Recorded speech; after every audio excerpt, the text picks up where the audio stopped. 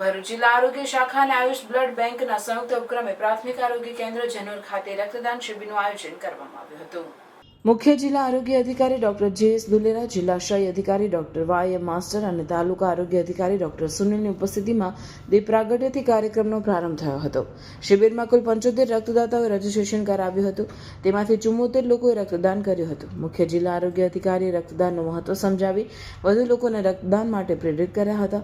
Janor પીએચસીના medical officer doctor અનામિકા વસાવા અને AYUSH medical officer doctor Farheen બલુચીએ કાર્યક્રમનું સંચાલન કર્યું.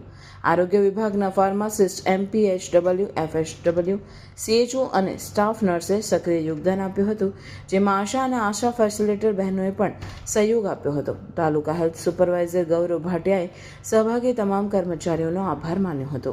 ગ્રામજનોના ઉત્સાહપૂર્ણ પ્રતિસાદથી શિબિર સફળ રહી હતી.